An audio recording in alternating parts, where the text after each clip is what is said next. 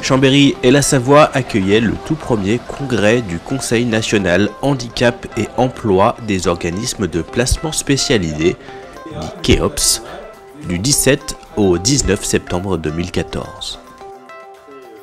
3 jours durant lesquels la question de l'emploi des personnes handicapées aura été abordée sous tous ses angles par les plus grands spécialistes français. L'occasion pour nous de faire un point sur cette question sociétale, à la fois au plan national et en regardant la situation en Savoie.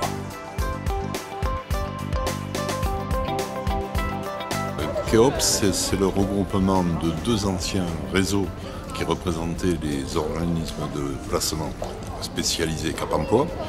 Et la fusion de ces 2 réseaux a entraîné aussi l'adhésion de non-adhérents qui n'étaient pas encore dans notre regroupement. Le but est simple, les Cap Emploi sont des organismes de placement spécialisés des travailleurs handicapés en entreprise. Notre but, c'est fédérer cela au niveau national pour que institutionnellement, les acteurs opérationnels que sont les Cap Emploi soient reconnus à leur juste valeur, puisqu'ils ont beaucoup à apporter sur la façon d'insérer ces personnes en entreprise. Les taux d'insertion dans l'emploi d'un handicapé ont eu une période où ils évoluaient, mais nous sommes actuellement frappés de plein fouet par la crise. Ce qu'on peut dire quand même, c'est qu'il y a à peu près 45 000 travailleurs handicapés qui sont insérés, accompagnés par les Cap Emploi. Il y a 180 000 personnes accompagnées et il y a plus de 80 000 entreprises qui bénéficient des conseils de Cap Emploi. Donc c'est un volume important.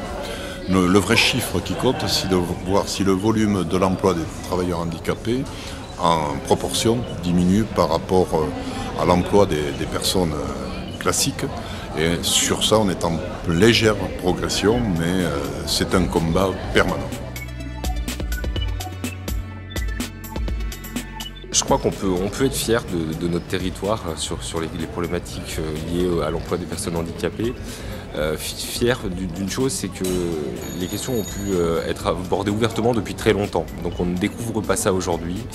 On a eu certaines institutions qui ont été très précurseurs en la matière. Pour vous donner un exemple, les relations de travail entre nos services et le Conseil général de la Savoie datent de 2003-2004, de manière très active sur ces problématiques de travail et de handicap. Et nécessairement, aujourd'hui, ça porte ses fruits. C'est-à-dire que c'est inscrit dans la durée, c'est quelque chose qui a été suivi de manière continue, avec plus ou moins d'avancées à certains moments et moins à d'autres peut-être. Mais en tout cas, quel que soit le contexte économique, c'est plutôt un domaine dans lequel on a progressé. Conseil général de la Savoie, nous avons toujours essayé avec les associations, avec les différents partenaires, d'être le plus actif possible. 2 exemples concrets. Tout d'abord, nous avons signé une convention pour expérimenter au plan national dans notre maison départementale des personnes handicapées des parcours qui permettent de mieux insérer dans l'emploi des personnes handicapées dont nous avons à connaître et qui pourraient travailler davantage en fonction de leur handicap en milieu ouvert. Donc ça, c'est une première action auprès de tous les publics handicapés. Et puis on a une deuxième action, pour le coup, c'est au sein du Conseil général lui-même, puisque nous avons de nombreux agents, fonctionnaires, 2500 environ. Et j'ai constaté en 2008, quand j'ai repris la présidence du Conseil général de la Savoie, que nous avions seulement à peine, même un peu moins de 3% de personnes handicapées employées. Donc nous avons eu une action volontariste avec la direction des ressources humaines et nous sommes maintenant environ à 6% et nous comptons bien aller plus loin.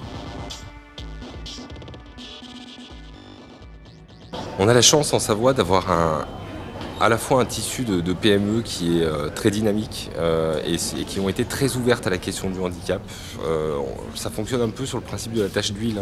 Quand une expérience est réussie avec une entreprise, ça se connaît dans un réseau et ça permet d'obtenir des résultats très intéressants. On a un deuxième point fort, et ça c'est vraiment un point sur lequel la Savoie se distingue peut-être d'autres territoires, c'est qu'on a 3 fonctions publiques qui se sont vraiment emparées de la question. Donc, des collectivités locales, des établissements hospitaliers et des services de l'État qui ont été très agissants. C'est nécessairement un petit peu plus compliqué puisqu'on est sur des notions de saisonnalité été, saisonnalité hiver, avec une diversité d'activités, un éloignement géographique aussi qui peut compter beaucoup par rapport aux grands centres urbains, Chambéry, Albertville.